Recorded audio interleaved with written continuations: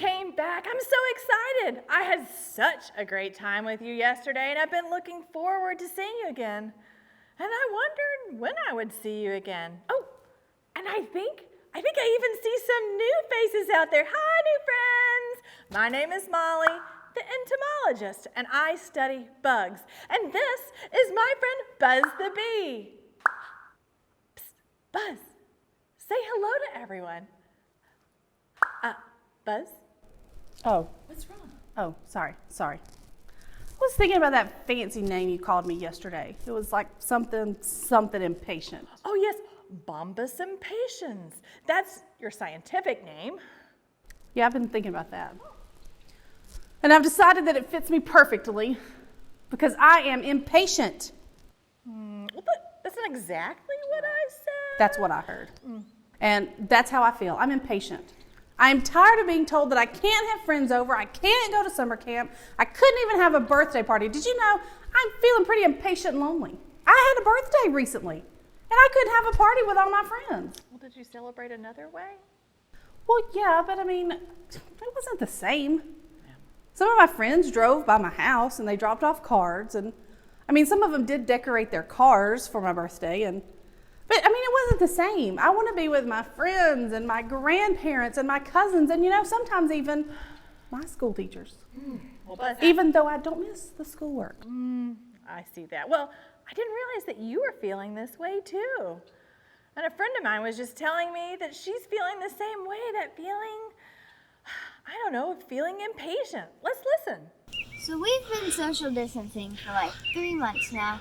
And it's beginning to get really lonely because, I miss my friends. And when I do get to see my friends at school again, what will it be like? Will there be, one kid in each classroom? And, will we get to eat lunch in a cafeteria with all our friends? I wish there was, a switch I could flip and everything would go back to normal. How long is this going to last? It's been really, lonely. And I'm tired of just social distancing and stuff.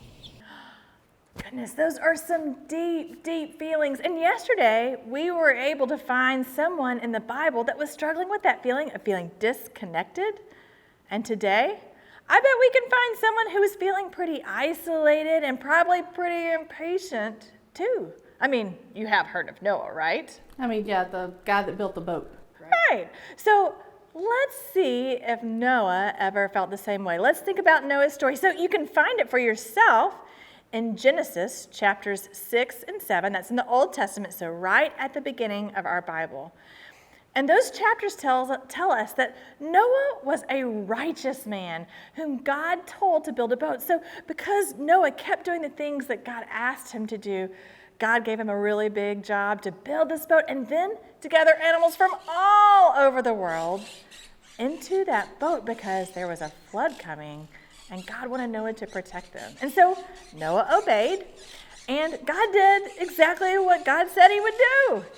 He sent the rain. Now, I bet you already know that it rained 40 days and 40 nights. Yeah, but that's 40 days and 40 nights. I mean, we've been doing this social distancing thing for 4 months, 120 days. 3 times longer than Noah had to wait on the boat. Your teacher's proud of your math right there, Buzz. Well, it did rain for 40 days and nights, but in chapter 7, verse 24, the Bible tells us that the waters flooded the earth for 150 days.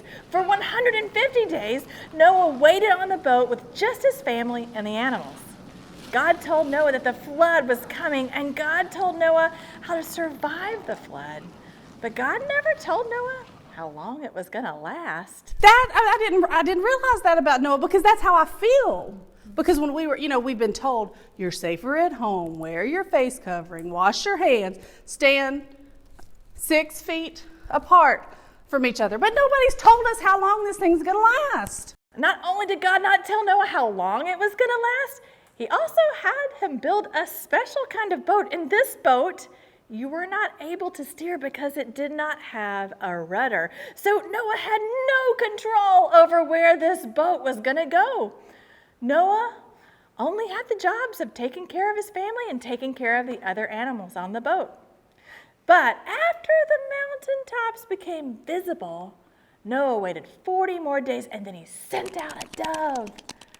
But the dove came back because there was no place to land. So Noah waited 7 more days, and then Noah sent out a dove. But this time, the bird came back with an olive branch in its mouth. So he waited 7 more days, and then he sent the dove out. But this time, the dove didn't return. Even then, Noah still had to wait longer for God to say, "It's time to come off the boat now." So they were on that boat, the only people on earth, for almost a year, or at least I'm sure it felt that long. Do you know what that means? Noah probably celebrated his birthday on the boat, or at least one of his family members did. And I bet he could only celebrate with his family and all those animals that had been on that boat a long time. I mean, don't you think he had to wonder, when will this all be over? When would they be able to live on dry land again and things get back to normal? And the first thing Noah did when he got off the boat, instead of complaining like, "Finally, we've been waiting for this," instead, Noah did something totally different. Noah gave thanks to God and was so grateful that God had delivered them to this new place. So in all that waiting, God did an amazing thing. God renewed the face of the earth. And he renewed the face of the earth. And even while it seemed like it was never ending, God was still at work the entire time, making something new. And sometimes we just have to wait upon the Lord. Which reminds me of something. That you're glad your birthday was in February? Well, I am glad that my birthday was in February, so I got to have kind of a normal birthday party and all that kind of stuff. But what I was thinking about was, snails. What? I mean, snails. Have you ever thought about snails? They're famous for being one of the slowest moving creatures on the earth. Hey. What did the snail say when it was on the turtle's back? I don't know. What? Whee! Get it? It was going fast. But why was he on the Never mind. It's just a joke, Molly. Okay, but back to the snails. They carry their homes on their backs, and that makes me think of Noah and his family because the earth was flooded. And so all they had was on that boat. And even though they were moving so slowly, snails are always moving forward, bit by bit. And Noah was too. Each day he was closer to the end, but he just kept moving forward, waiting for God to tell him what was next. But do you think that snails enjoy the slow-paced life? Don't you think that they would want to move a little faster, to be a bit busier? I think that God made them to be exactly what they are. And I think God can use this time of waiting and this time of where we're having a lot of time alone to help us slow down and rely on God more than we rely on the world. You see, sometimes when we get so busy, we forget that God is always at work, touching hearts and changing lives and loving all of God's people. And maybe we need to be a little more like the snails right now. Take it slow, day by day, bit by bit, taking time to notice that God is in the big things and in the little things too. In times like these, God renews us. It has been nice, to spend time with my family without worrying about school schedules and sports schedules and all that other stuff that fill up our normal days. We've made a lot of fun memories too, and I can promise you I will never forget this year's birthday.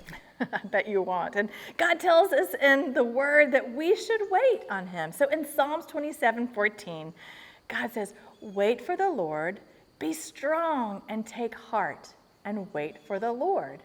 So in our waiting, God renews us. So I guess what you're saying here is that we should stop and smell the roses. Oh. Well, okay, whatever. But you can go about your day and stop and smell the roses and the crafts and the missions and all the other things that your day has laid out for you. See you later.